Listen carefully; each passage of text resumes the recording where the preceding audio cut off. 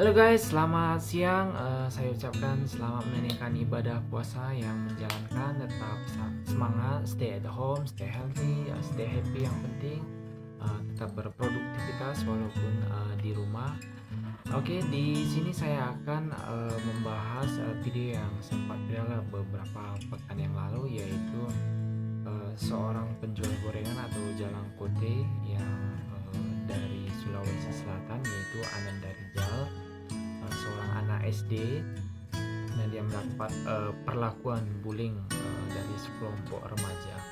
Nah, di sini kita akan mengambil beberapa poin ataupun kita akan membahas apa aja itu sih bullying dan efek apa aja yang terdapat dari bullying tersebut, dampak-dampak apa aja, ataupun ya kita akan kumpas dengan tuntas setelah kita lihat beberapa foto mengenai Ananda Rizal yang terkena bullying oleh sekelompok remaja. Semoga ini menjadi renungan kita ke depannya, tidak terjadi lagi bullying-bullying seperti ini. Oke.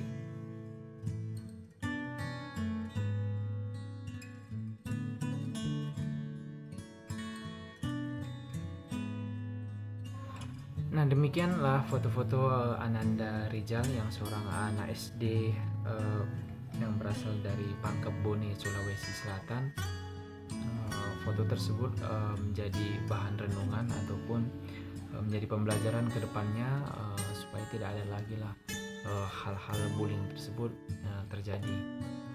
Nah, begitu juga banyaknya dukungan materi dan moral, baik itu dari Gubernur Sulawesi Selatan, organisasi ataupun yang organisasi setempat tersebut yang peduli terhadap si Ananda Rizal ini, baik itu memberikan sepeda, baik materi untuk kebutuhan mereka. Itu menggambarkan bahwa masih banyak yang peka ataupun peduli terhadap masalah bullying tersebut, sehingga ini menjadi concern kita ke depannya supaya tidak terjadi perilaku bullying ini untuk orang-orang lain seperti itu. Nah, di sini kita akan membahas apa itu bullying. Nah, bullying itu sangat penting kita ketahui bahwa bullying ini adalah tindakan atau perilaku yang dilakukan dengan cara melukai secara fisik, verbal atau emosional, psikologis oleh seseorang atau kelompok yang merasa lebih kuat daripada korban yang dilukai, baik secara fisik atau mental, lemah yang berulang kali tanpa perlawanan untuk membuat korban menderita. Nah, dari perilaku bullying ini terdapat dua efek, baik itu efek jangka pendek maupun efek jangka panjang.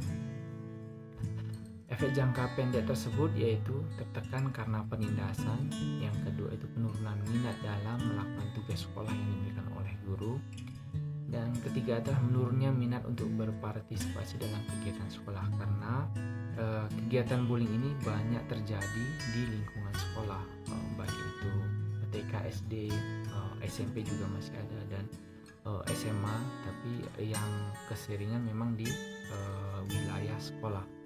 Nah, ini jadi sangat concern untuk menanggapi bahwa jika ada bullying, sehingga kita tidak boleh berdiam diri jika terjadi di lingkungan sekolah. Mungkin peran sekolah juga sangat penting untuk membantu ataupun mencari solusi akan tindakan bullying yang dilakukan seseorang.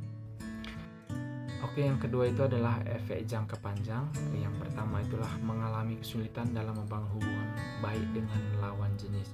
Yang kedua itu selalu mengalami kecemasan akan mendapatkan perlakuan tidak menyenangkan dari rekan-rekan mereka.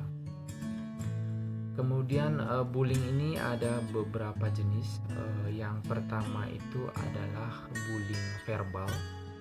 Bullying verbal ini seperti apa? Contohnya itu bullying terhadap nama panggilan.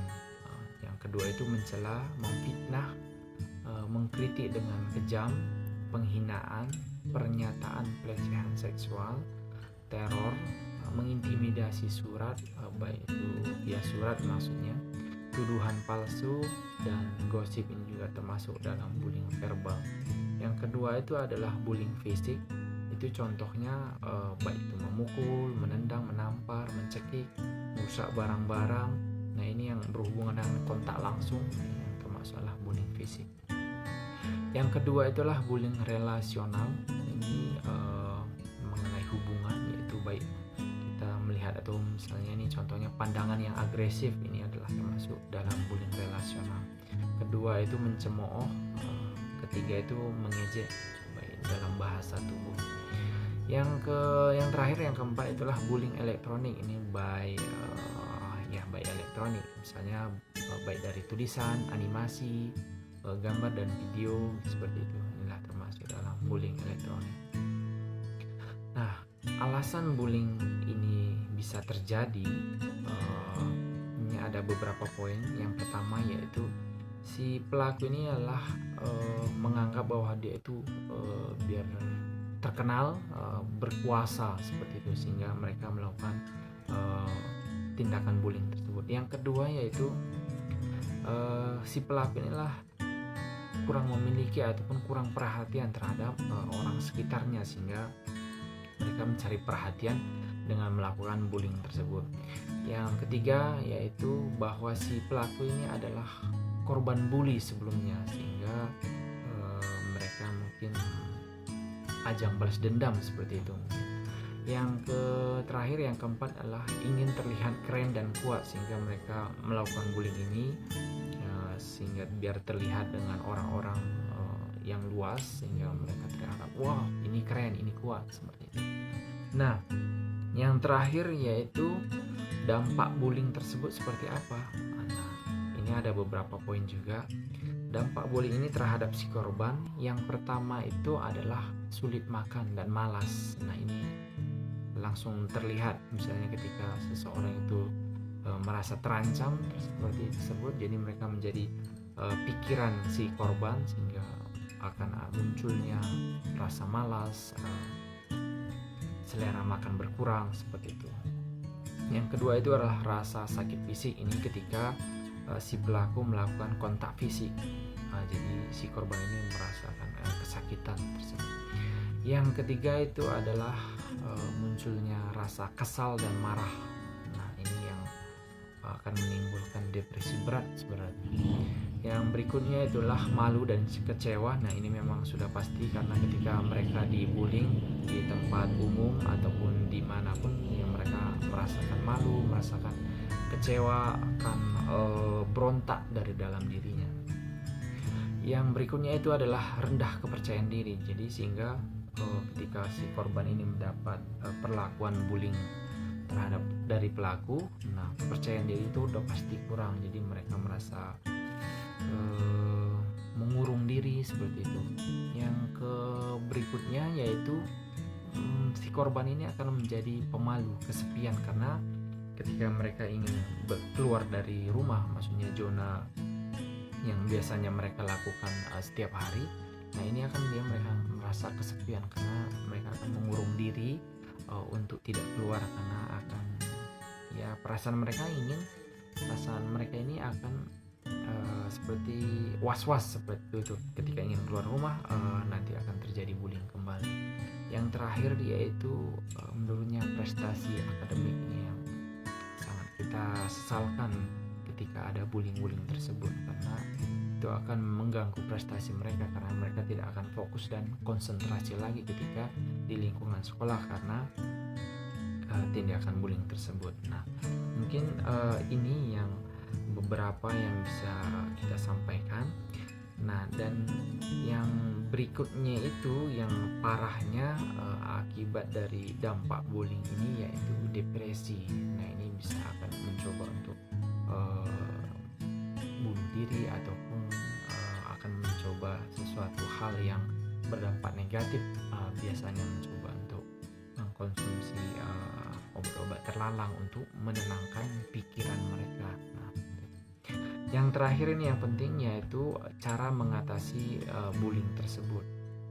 Yang pertama adalah coba cari orang dewasa ataupun orang tua yang bisa dipercaya untuk bercerita, untuk sharing akan pengalaman diri sendiri terhadap bullying tersebut. Yang kedua yaitu jika kejadian tersebut terjadinya di lingkungan sekolah, maka ceritalah dengan guru yang memiliki otoritas untuk menindaklanjuti perbuatan bullying tersebut. Yang berikutnya itu adalah sebisa mungkin abaikan si penindas ataupun jauhi. Ini yang membuat kita merasa tidak tertekan ataupun tidak depresi, sehingga lebih baik kita membuat jarak terhadap si pelaku tersebut. Yang berikutnya itu tingkatkan keberanian dan rasa percaya diri. Nah, ini pun sangat penting ketika ada pelaku si pembuling, kita tetap berani dan percaya diri itu agar ditingkatkan, sehingga tingkat pikiran ataupun stres tersebut tidak selalu membuntuti kita seperti itu. Yang kemudian itu adalah beranikan untuk bicara kepada pelaku bahwa tindakan tersebut tidak baik ataupun berbahaya. Ini mungkin